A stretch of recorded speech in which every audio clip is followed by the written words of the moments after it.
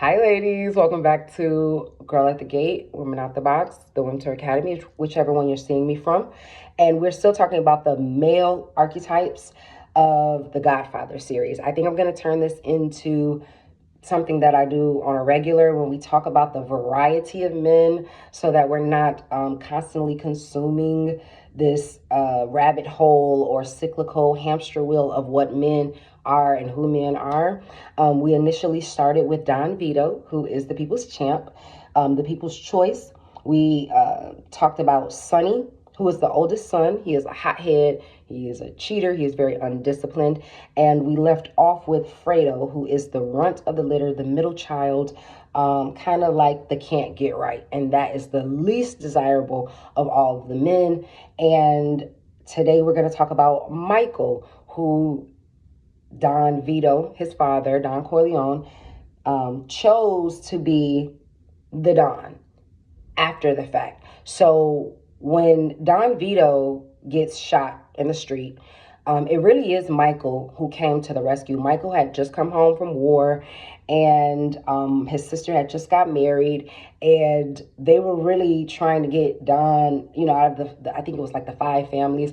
They were really trying to get the Don out of the way because he was holding up the process when it came to getting into the dope game. Like, he just was so staunch about not getting involved in that and keeping some element of legitimacy that they really wanted to take the Don out. So Michael's initiation into this life was protecting his father. The scene in particular is when Micheal gets to the hospital. He gets the news that his father's been shot. It's actually in the newspaper. And he goes to the hospital. He sees that the room doesn't have any security. He sees that the room is being unmanned by no nurse. And so he asks the nurse, do you know who my father is? And she says, yes. And he says, well, he's going to die tonight if we don't get him into another room. So they wheel him into another room. Micheal goes back outside and stands with the baker. The baker had came to bring Don Corleone some bread, just, paying homage, whatever. He's like, no, bro.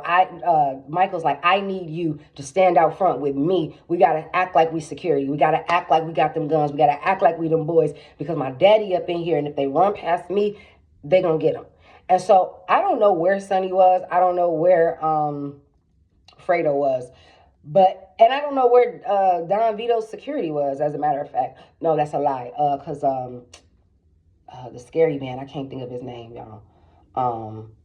But he had been Don Vito's henchman since they was kids. I forgot he had got killed in the bar. But in any case, so Michael's initiation into this whole mafioso lifestyle was actually saving his father's life. So he stands out in front of the hospital with the hand in the pocket. You know what I'm saying? Cigarette in one hand in the pocket, like they got the burners on them. Mind you, this is a 18-year-old boy and a baker having to pose like gangsters so people don't run up on the spot. Well, the chief police comes, right, because they know what time it is and they're really trying to catch him, right? And so they're like, who the hell are you? This, that, and the other. He's like, I'm the Corleone's son. Police chief knocks him out.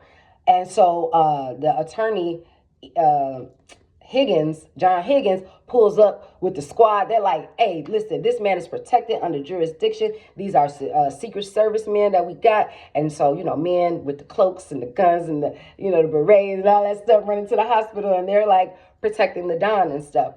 And so this is the first time where we see like Micheal is really like taking the mantle, right? It just became a thing. But the reason why it becomes a thing is because Michael's overarching character type is overly disciplined. Remember, he went to the army, so he knows a certain level of discipline. But this also makes him very one-sided, right? Because he's going to do things in a particular way that Pop would have done it. So he's not going to bend to his brothers and sisters, he's not going to bend to his mothers. He's going to run the operation the same way that Pops did. And so once Don Vito is out of the hospital, back home, resting and recouping, the brothers had made a decision to kill this damn police chief. And Micheal was going to do it. Man, let me tell you. Don Vito didn't say that. Don Vito didn't say that. Don Vito didn't say that. So now this is the first time we're seeing that the boys are making a decision without their father. Now, the police chief does snatch up John Higgins, and they go for a ride. Probably scared the crap out of him. And so they're letting him know, like, hey, we know what you're doing. We know that y'all got mob ties. We know that y'all with the shits. We know. And we're going to catch you because we're watching you. We're not going to kill you. We're watching you because we're going to catch you.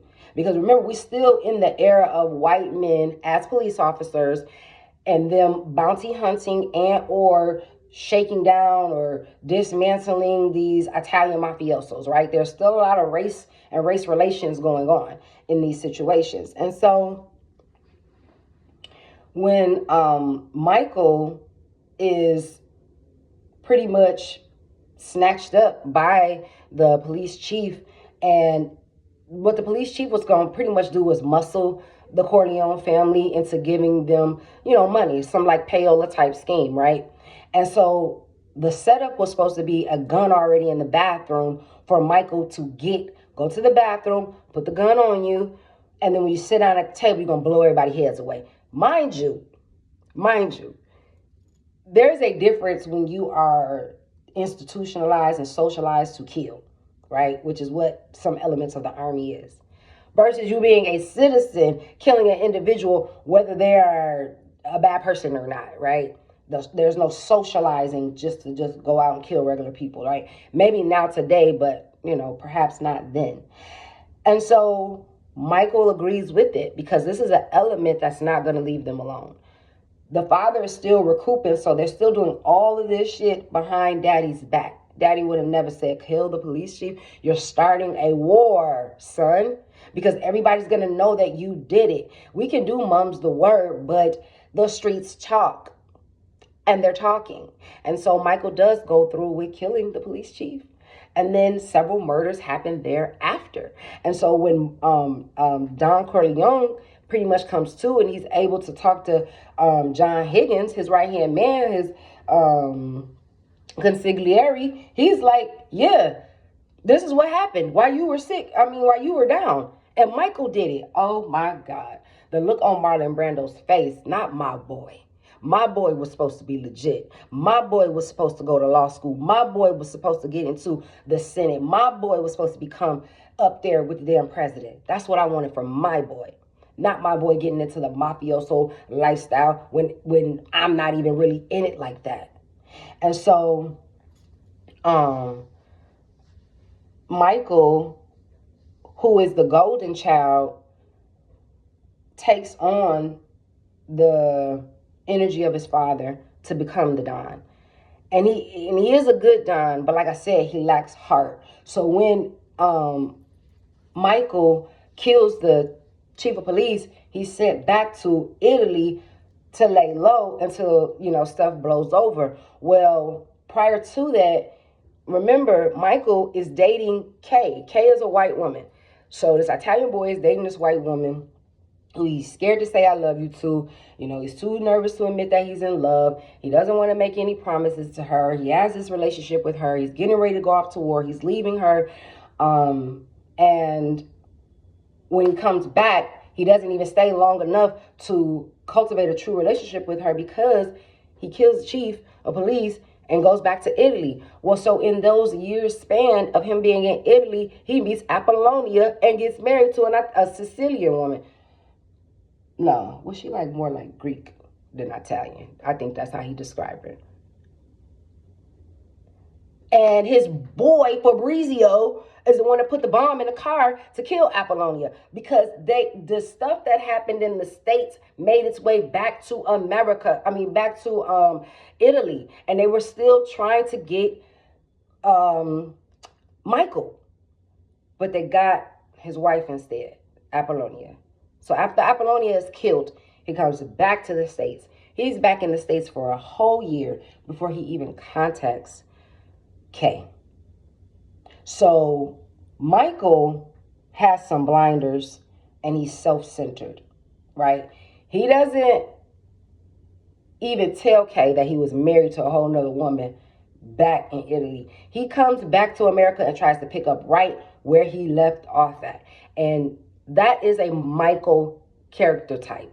A man that will do the dumb shit. Y'all have the distance, and then when y'all come back, say a person wants to pick up right where you left off at. No apologies, no explanation, no this or no that. And this is actually what becomes Kay's demise in the relationship, because she accepted Micheal as he was, but Micheal didn't accept himself as he was. He became a recluse. He became a liar. He pretty much abandoned his family in a certain regards, and we'll talk about that later. But he was mean.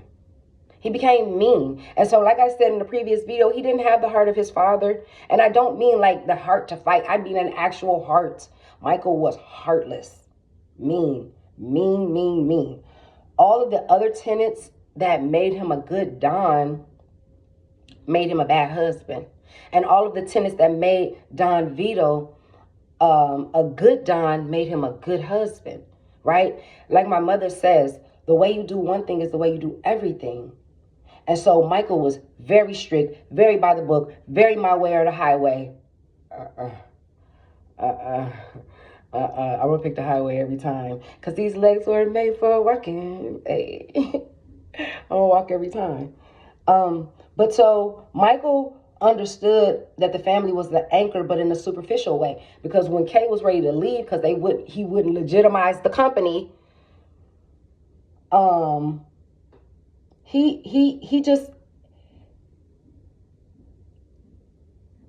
wanted to exercise his power in a way that he knew he could. He not gonna let Kay leave with them kids. He not gonna let his sister do whatever he want. He gonna kill his brother because his brother tried to kill him. Like, he is just very tunnel vision. And you don't want that kind of guy, because he's not gonna bend. He's not gonna see any other objective but his own, right? Micheal is a very interesting character because he has everything but the one thing his father had. And if he had that, he would have gotten out of the bullshit within the 6-year time frame that he told Kay he would. See, men are going to future fake when they know that you're not going anywhere. They'll tell you whatever you want. Kay was pregnant and had already had 2 children by Micheal. Still hadn't been legitimate. Like she says, you told me that the Corleone family was going legit in 5 years. That was 7 years ago. I'm trying, Kay. No, you're not. No, you're not. No, you're not. You're getting caught up in the dope game like your father told you not to. And it wasn't that Micheal was selling any dope. He was commingling with people that were doing that as an undercurrent. So the top of the business would be something legit, but underneath it would be an undercurrent of BS. Kay knew it. She could feel it, but she didn't know it. And she was too scared to check her man. If you scared to be with your man, you need to get away from him, because these men are bullying you to stay in a relationship. Did you know that? It's just kind of like domestic violence too. Like, a person will fear you into leaving. If you believe somebody will kill you, you won't leave. Like Micheal tells Kay when she's ready to bounce, do you think I would let you leave? A man in my position, because it was all superficial. It was just what it looked like. It didn't have to be that behind the scenes, which is what the father actually had. A real family, a real anchor. And he wasn't posturing masculinity. He wasn't posturing being a man. And that's what Micheal was doing, unfortunately. Posturing. You need your wife to be silent. You need blind loyalty from your wife. And I'm going to talk about the women in the story as well. But we're staying focused on these male archetypes so we know what to look for and what to look out for. When these men tell you what they're going to allow you to do, when they use coded language of capturing, of servitude, slavery, that's how Micheal was operating his household, the same way he was operating the industry.